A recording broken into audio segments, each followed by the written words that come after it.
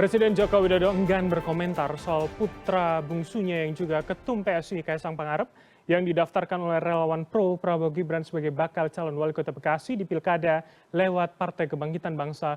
Jokowi meminta hal tersebut ditanyakan ke PSI saja. Hal ini disampaikan oleh Jokowi usai meninjau Pasar Baru Karawang pada Rabu siang. Jokowi meminta agar hal yang berhubungan dengan perseorangan atau partai politik untuk ditanyakan pada yang bersangkutan. Sebelumnya dikabarkan relawan nasional pro Prabowo Gibran telah mengambil formulir penjaringan calon wali kota Bekasi di Pilkada 2024 untuk Kaisang.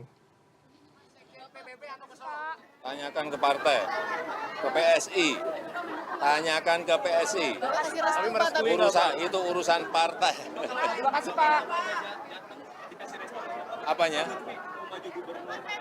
Itu keinginan pribadi itu tolong ditanyakan kepada partai atau tanyakan pada yang bersangkutan. Dikit-dikit urusan ada banyak banget, tanyakan ke saya gimana sih kamu? Relawan Prabowo Gibran mendaftarkan nama Ketum Partai Solidaritas Indonesia atau PSI Kaisang Pangarep sebagai bakal calon wali kota Bekasi melalui penjaringan Partai Kebangkitan Bangsa Kota Bekasi. Lalu mengapa melalui partai lain, bukan PSI sendiri? Atau ini hanya uji publik sebagaimana yang terjadi di Depok maupun Solo beberapa waktu sebelumnya untuk nama Kaisang Pangarep? Dan untuk menjawab dan juga analisanya sudah bersama kami dua orang narasumber. Pertama, Ketua DPP PSI, Dedek Prayudi, dan juga pakar komunikasi politik dari UGM, Nyarwi Ahmad. Selamat malam, Mas Uki dan juga Mas Nyarwi. Apa kabar? Selamat malam, kabar baik. Terima kasih sudah mengundang. Alhamdulillah kabar baik. Terima kasih juga sudah berkenan untuk bergabung. Saya langsung saja ke Mas Uki terlebih dahulu. Jadi artinya setelah beberapa waktu lalu ada di Depok begitu ya, sebelum Pilpres, sekarang ada di Bekasi. Jadi ini sebetulnya aspirasi siapa begitu? Mengapa bukan PSI sendiri kemudian yang menyuarakan? Ya, sebelumnya juga kalau nggak salah Mbak Edrina ya, yang sempat diwacanakan oleh kader Partai Gerindra di Sleman kalau nggak salah ya, itu untuk menjadi kepala daerah di Sleman gitu. Tapi begini, ini murni aspirasi dari masyarakat, ini murni aspirasi dari kelompok relawan, atau di beberapa kasus yang lain adalah aspirasi dari partai lain. Gitu. Kami dari PSI sendiri ini belum pernah membicarakan, apalagi merencanakan untuk memajukan ketua umum kami, yaitu Mas Kaisang Pangarep, untuk maju ke Pilkada 2024 ini. Tapi begini, PSI secara khusus mengaturkan terima kasih ya. Ini adalah sebuah bentuk pengakuan bahwa Indonesia membutuhkan darah-darah muda yang segar, ya, yang dapat memajukan Indonesia gitu, yang dalam hal ini melalui level daerah, melalui pilkada. Tapi di PSI kami sedang menjaring nama-nama ya, menjaring nama-nama, melakukan seleksi ya, menjaring nama-nama yang betul-betul tidak pernah terjerat atau dicurigai bahkan ya kasus korupsi, atau juga nama-nama yang betul-betul sudah terbukti bahwa beliau-beliau ini menjunjung tinggi nilai toleransi. Tapi sejauh ini per se apakah kami akan mengusung Mas Kaisang atau tidak, ini tidak, sampai saat ini belum pernah direncanakan, belum pernah dibahas.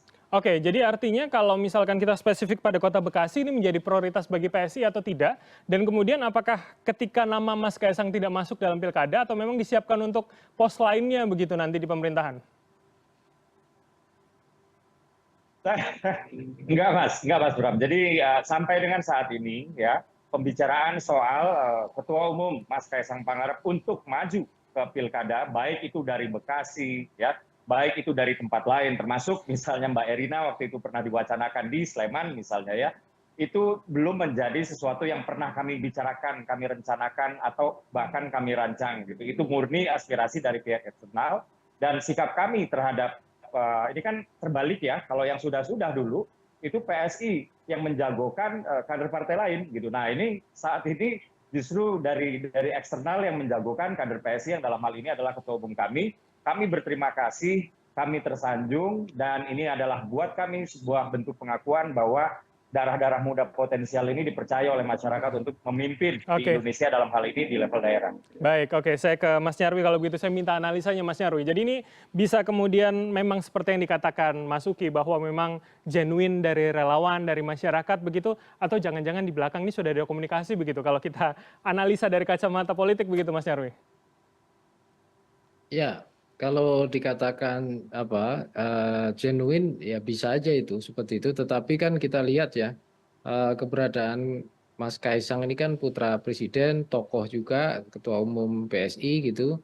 Saya kira ini juga memang ada dorongan-dorongan kuat juga ya, Bram ya, Mas Kaisang ini untuk maju ya dalam arena pilkada. Cuma pertanyaannya kan apakah kota besar Bekasi gitu ya? Karena kan ini kan cukup mengejutkan mengapa Bekasi gitu ya, karena kalau kita lihat kan misalnya dari prediksi perolehan kursi gitu ya, PKB juga kurang terlalu banyak ya untuk memenuhi itu, PSI hanya 2 gitu, artinya butuh dukungan dari partai-partai lain. Walaupun kemungkinan itu sangat mungkin ya untuk didapatkan ya sosok seperti Kaisang, karena saya lihat kan Kaisang juga punya potensi gitu ya sebagai figur yang populer gitu ya. Kemudian Kaisang juga potensi sebagai sosok yang katakanlah representasi anak muda. Kaisang juga potensi misalnya sebagai figur yang berani ya masuk ke pimpinan gelanggang ketua umum partai. Cuma kadang-kala begini Bram, Mhm. kalau masuk di level pilkada kota Bekasi ini apakah Kaisang nggak turun kelas gitu ya? Karena kan sebagai ketua umum partai PSI ini Mas Kaisang ini partai yang mendukung Pak Prabowo loh, Pak Prabowo Gibran gitu ya. Yang katakanlah kalau misalnya dalam formasi kabinet tuh punya peluang juga, sama-sama punya peluang ya untuk menjadi punya jabatan di eksekutif sebagai menteri misalnya Hmm. kementerian lembaga negara. Cuma kemudian kan saya kira ini juga bagian dari dinamika yang terjadi juga ya Oke, di baik. kalangan pendukung gitu. Mungkin dipandang bahwa Mas Kaisang ini perlu juga untuk diuji ya dalam arena elektoral, kelasnya adalah pilkada kabupaten kota. Nah, Baik. bisa jadi ya nanti akan muncul lagi para para relawan yang kemudian mendorongnya untuk maju di arena pilkada yang lain ya, entah Oke, di Solo gitu ya atau bahkan mungkin di Depok atau di Bogor gitu Mas ya. Nyarwi. Uh, Jadi untuk artinya menghindari kalau pilkada. kemudian Anda mengatakan jangan-jangan turun kelas, apakah kemudian ada kemungkinan misalkan beberapa bulan lagi ada relawan misalkan tapi tingkatnya untuk gubernur atau provinsi begitu? Oh itu sangat mungkin sekali itu Bram, Oke. sangat mungkin sekali kan gitu. Karena kan gini ya, berbeda karirnya Kaisang dengan Gibran ya. Gibran itu kan tidak pernah menjadi ketua umum partai ya. Sementara Mas Kaisang ini kan berkarir juga dari partai ya. Nah saya kira salah satu portofolio yang menarik adalah keberaniannya gitu ya. Terlepas bahwa orang mungkin bertanya apakah mampu atau apakah seperti apa kapasitasnya, itu banyak juga yang bertanya seperti itu. Tapi apapun itu gitu ya, faktanya kan de facto Kaisang sekarang ketua umum PSI kan gitu, Mhm. dan banyak juga para pimpinan PSI yang mendukung kepemimpinan Kaisang kan gitu. Nah Oke. di sini yang saya gitu ya, sangat mungkin gitu karena levelnya ini ketua umum partai ya Bram ya. Oke. Poinnya itu ketum Mungkin partai atau 2020 kan. kemudian putra presiden Mas Nyarwi? Ya saya kira dua-duanya, kan Oke. kita tidak mungkin juga membicarakan Mas Kaisang ini tanpa melihat keberadaan Pak Jokowi sebagai presiden kan gitu Mhm. yang saat ini masih berkuasa seperti itu. Jadi saya kira ini juga menjadi salah satu variabel ya di antaranya yang kemudian sangat memungkinkan banyak tumbuh relawan yang kemudian bisa saja mendorong Kaisang ini tidak hanya di Bekasi gitu ya, tetapi mungkin bahkan Bram Mhm. bisa di pilkada DKI, bisa juga di Oke. pilkada bahkan gitu ya, Baik, kalaulah tidak menarik. masuk ke kabupaten kota, misalnya Depok dan Bogor seperti itu. Oke, baik. Saya konfirmasi kalau gitu Mas Uki. Jadi ini seakan-akan efek Ya. domino begitu Mas. Jadi tingkatnya level tingkat 2 dulu baru ke tingkat 1. Jangan-jangan berapa bulan lagi ada yang ke gubernur begitu mencalonkannya. Ya, boleh-boleh saja, Mas Bram, boleh-boleh saja. Dan apabila sekarang ada yang ingin mencalonkan Mas Kaisang dari partai lain, dan itu adalah dari relawan Prabowo Gibran, yang dimana kami sangat erat ya berkomunikasi juga sebenarnya ya, kami sangat menghormati relawan, dan besok-besok bisa saja seperti Mas Nyarwi bilang itu di level provinsi dan lain-lain, dan bisa saja dari partai lain ya, silakan, kami merasa tersanjung. Tapi satu hal yang pasti, kalau dicalonkan oleh PSI, maka mekanismenya yang pertama adalah mendaftar di Dewan Perwakilan PSI di daerah setempat. Kalau dia di tingkat provinsi, maka dia di DPW.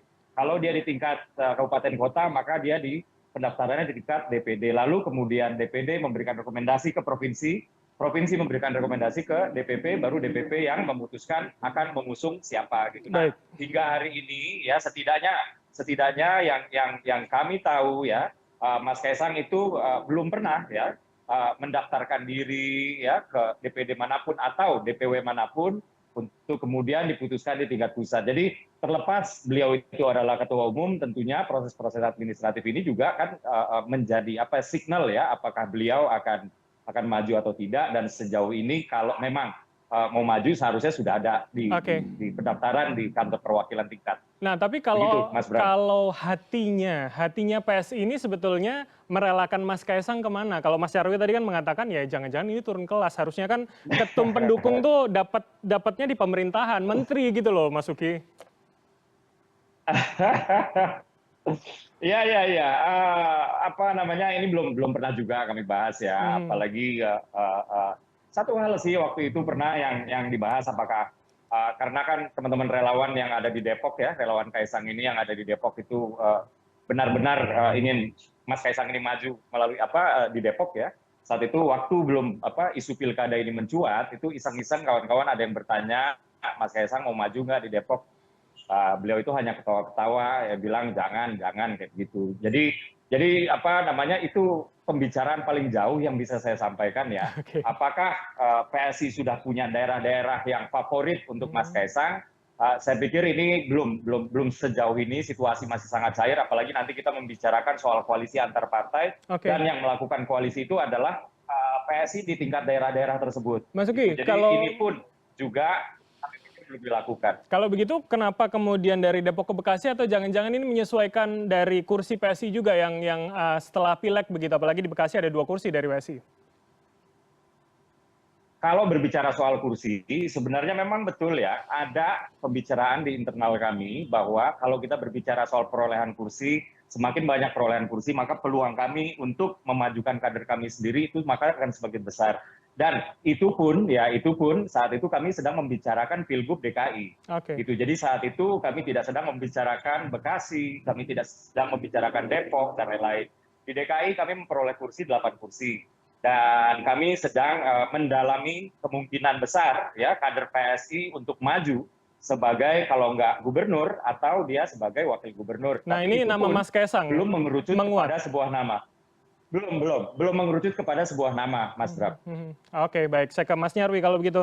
Jadi Mas Nyarwi, apa yang bisa kita baca? Mengapa kemudian pendaftaran terlepas dari kotanya di mana, tapi kemudian mengapa pendaftarannya ke partai yang tidak bersama dengan PSI atau bersama dengan Prabowo Gibran begitu? Mengapa seakan-akan menyeberang begitu? Apa yang kemudian bisa kita baca? Ya, itu tadi juga hal yang menarik sekali tuh, Bram. Kenapa misalnya kalau ke Bekasi ke PKB gitu ya? Dan mungkin bisa jadi kalau ke DKI nanti ke partai apa gitu ya, bisa saja mungkin ya, tapi tentu partai-partai yang ada peluang ya bisa menerima ya Kaisang sebagai sosok kepala daerah atau pimpinan yang ada di sana. Nah, saya kira ini upaya bagi yang dilakukan, saya kira strategi realistis ya dari saya kira juga PSI juga itu kan kita tahu ya suaranya kan kursi kecil ya, Bekasi aja 2 gitu ya, mungkin DKI yang besar DPRD 8 gitu ya, tapi kan nggak mengalami kenaikan ya Bung Uki ya, dari periode sebelumnya juga kurang lebih saya kira 8 juga gitu ya. Jadi ini juga upaya saya kira untuk membesarkan ya kalau misalnya dari relawan itu keberadaan sosok figur Kaisang yang juga tidak hanya didukung PSI karena Kaisang ketua umum PSI ya, tapi juga partai-partai yang lain dari koalisi-koalisi gitu loh. Nah, tentu saja ya Bram ya, kalau kita bicara sosok figur kepala daerah, itu kan tahapan pertama, itu kan harus kandidasi itu ibaratnya marketable dulu, laku dulu, punya daya tarik dulu. Ya di kalangan partai-partai yang nantinya akan menjadi koalisi pendukung pengusungnya kan gitu. Nah, baru kemungkinan kan setelah itu kan baru ke daya tariknya ke pemilih. Walaupun faktanya itu dua-duanya juga berlangsung gitu ya. Artinya daya tarik ke pemilih peluangnya itu juga menjadi pertimbangan partai untuk kemudian mengusung sosok pasangan kepala daerah dan wakilnya kan gitu. Nah, saya kira Kaisang hari ini kan bukan hanya figur populer ya, tetapi juga tadi yang sebelumnya kamu sebutkan ya, figur sebagai putra presiden itu juga masih menjadi pertimbangan khususnya ya bisa jadi para elit gitu ya yang pernah berkoalisi di pemerintahan Pak Jokowi ataupun bahkan kemarin mendukung Prabowo Gibran gitu. Selain itu saya kira juga dari pemilih juga yang mungkin brandnya Pak Jokowi ini kan masih cukup kuat ya approval ratingnya, sehingga saya kira itu juga menjadi hal yang positif ya, yang bisa dimanfaatkan oleh Kaisang juga. Oke, Jadi saya baik. kira sosok figur Kaisang ini juga saya kira menjadi alternatif. Tetapi kita tahu ya, ada kandidat-kandidat yang sudah nama-namanya cukup populer dan diusung oleh partai-partai juga, yang itu sangat padat, istilahnya sangat, ya misalnya kayak di DKI itu sejumlah partai dengan perolehan kursi besar saya kira sudah punya nama-nama sendiri. Baik, Jawa baik. Barat juga begitu. Apalagi Jawa Timur, Jawa Tengah kan gitu. Seperti Oke, itu, Bram. baik. Ini yang menarik. Jadi kalau artinya dengan sejumlah instrumen yang kemudian Mas Nyarwi jabarkan tadi, pertanyaannya adalah apa kemudian ini testing the water atau respon publik pada kemudian daerah-daerah tertentu yang potensial, atau kemudian soal efek domino tadi yang pelan-pelan nanti akan meningkat juga pelan-pelan menjelang pendaftaran pada Agustus dan juga pemilihan pada November. Tapi jangan langsung jawab Mas Nyarwi dan juga Mas Uki, karena kita akan jeda senak. Pemirsa tetaplah bersama kami di Pilihan Indonesia.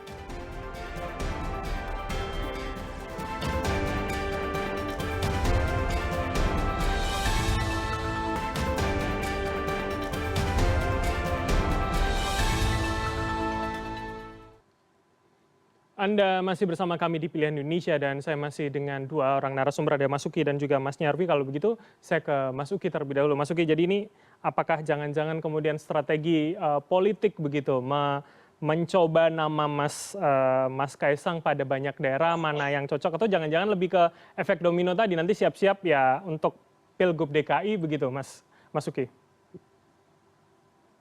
Ya, kalau misalnya ditanya ini adalah sebuah strategi politik atau tidak, ya sebaiknya memang paling pas ditanyakan kepada relawan Pro Pagi ya, karena mereka lah yang mendaftarkan Mas Kaisang ke PKB. Kemudian pertanyaan keduanya, kenapa mereka mendaftarkannya ke PKB, misalnya yang di mana PKB itu waktu Pilpres kemarin memang kan bukan satu koalisi ya, sebenarnya ini kan relawan Prabowo Gibran ya kan. Jadi saya sendiri juga penasaran sebenarnya Mas Bram, apa yang menjadi motifnya gitu. Di samping memang di sini kami di PSI merasa tersanjung ya bahwa ada kader kami yang dipercaya untuk maju ke pilkada untuk memimpin sebuah daerah. Tapi sejujurnya apakah ini adalah test the water atau bukan, kami di PSI bukan bagian dari rencana tersebut. Walaupun Depok Begitu, kemarin adalah PSI juga ya, Mas Uki ya? Kalau di Depok iya, itu kader-kader di DPD PSI ya yang ingin Mas Kaisang maju untuk menjadi wali kota Depok, yang saat ini Depok itu kan sudah bertahun-tahun ya, berperiode-periode itu memang dikuasai oleh PKS, dan kader-kader tersebut mengatakan bahwa Mas Kaisang ini adalah figur yang tepat untuk mewakili kelompok nasionalis saat itu gitu ya. Tapi kan itu sudah lama sekali ya, waktu itu kita masih sibuk pemilu nasional gitu. Jadi seiring dengan berjalannya waktu sudah dikatakan juga oleh Mas Kaisang, jangan saya, itu untuk kasus yang Depok gitu. Nah, kalau misalnya kita berbicara untuk pilkada yang sekarang sudah semakin dekat dan isunya udah bukan Depok lagi ya, isunya itu sekarang Bekasi kah atau DKI Jakarta kah atau mungkin provinsi yang lain kah gitu ya. Hingga saat ini kita belum punya pembicaraan apakah Mas Kaisang akan maju atau tidak ya, karena memang belum dibicarakan dan belum direncanakan. Jadi fix saya bisa katakan bahwa apa yang dilakukan oleh relawan tersebut murni inisiasi dari para relawan tersebut, dan kami sangat apresiasi, dan itu bukan bagian dari rencana kami. Sehingga apakah ini adalah bagian dari cek ombak atau bukan, saya juga nggak tahu, Mas. Oke, baik. Saya tanya kalau begitu ke Mas Nyarwi. Dari analisa dan kacamata komunikasi politik ini sebenarnya bisa kita baca sebagai strategi atau bagaimana, Mas Nyarwi? Ya, yang jelas itu cek ombak itu saya kira saya setuju itu, Bram. Artinya kan testing the water itu untuk menguji ya peta dinamika elektoral ya kan gitu. Kenapa? Karena Kaisang ini kan politisi baru yang memimpin partai dan belum teruji gitu ya dalam panggung elektoral. Jadi saya kira itu testing the water. Nah, pertanyaannya apakah strategi misalnya, nah kalau itu strategi, saya kira itu strategi yang bagian dari orkestrasi yang ada beberapa kemungkinan ini, Bram. Yang pertama misalnya begini, para relawan yang memang menganggap Kaisang ini figur ya, artinya termasuk tokoh-tokoh yang mengidolakan ya Kaisang, itu satu. Yang kedua gitu ya, itu juga melihat sosok Kaisang ini punya sebagai brand ya dalam politik gitu, itu punya daya jual. Dia sebagai komoditi politik lah ya, yang saya kira itu bisa menjadi harapan gitu. Rata-rata gitu ya, petarung elektoral itu kan mencari ya figur-figur gitu, termasuk saya kira partai-partai yang peluangnya bisa memenangkan gitu ya dalam pilkada. Nah, Kaisang itu dilihat punya potensi itu. Nah, pertanyaannya apakah memang benar-benar gitu ya, itu akan masuk dalam gelanggang pertarungan pilkada Bekasi gitu, Mhm. atau itu hanya tahapan saja ya untuk menguji kan gitu. Yang bisa jadi nanti ujungnya tidak di Bekasi gitu ya. Bisa aja ujungnya bisa di Bogor, di Depok, atau bahkan di Oke, DKI gitu. Atau mengejutkan di Jawa Tengah misalnya oke, begitu. Kita menarik. tidak tahu Mas Nyarwi, kan gitu. jadi Masih ibarat diuji terus ini brand kan gitu. ibarat ini brand begitu ya. Jadi target marketnya itu siapa artinya? Apakah spesifik pada daerah-daerah yang kemudian kalau kita pakai logika uji coba atau kemudian secara luas begitu. Jadi bisa ditempatkan di mana saja nanti Mas Nyarwi? Ya, pertama begini, market pertama tentu partai-partai yang punya peluang ya untuk bisa mengusung atau tertarik mengusung Kaisang. Itu Mhm. dulu, Bram. Ya, entah mau di Bekasi, di mana saja termasuk DKI gitu ya. Dan ini tidak bisa aja PSI karena PSI partainya kan kursinya nggak cukup ya. Jadi dia butuh koalisi, itu satu. Yang kedua tentu pemilih ya.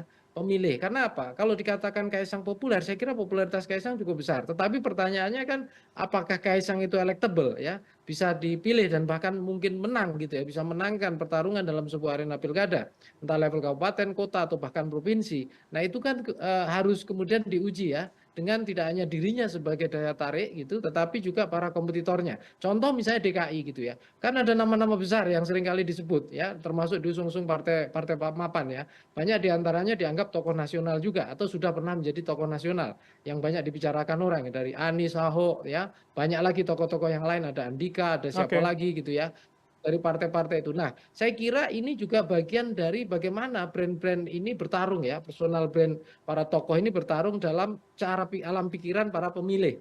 Nah, ini kan membutuhkan waktu, Bram, untuk kemudian bisa dicerna ya, kemudian bisa diingat atau bahkan menjadi preferensi. Nah, Oke, baik. pertanyaannya kan tadi, mata pemilih ini adalah preferensi pilihan, tapi di mata para tokoh-tokoh atau relawan ini juga bagian dari figur yang diperjuangkan. Nah, di mata beberapa elit gitu ya, pimpinan partai, tokoh-tokoh ini juga komoditi untuk bisa memenangkan pertarungan pilkada kan gitu. Baik, oke. Itu kira-kira. Oke, menarik. Ini jadi jualannya tidak hanya pada pemilih, tapi juga elit partai. Saya terakhir ke Mas Uki. Jadi artinya ini juga kemudian Ya, sebagai bahan branding, bahan jualan begitu, tidak hanya jika mungkin responnya positif di publik, jadi daya tawarnya bisa lebih meningkat lagi ke partai lain begitu, Mas Uki? ya, tentunya kan sekarang semuanya masih serba cair ya. Mhm. Dan saya sepakat sekali dengan Mas Nyarwi ya. Jadi begini, walaupun memang Mas Kaisang ini adalah seorang individu dewasa yang otonom, yang bisa membuat keputusan untuk dirinya sendiri, gitu ya.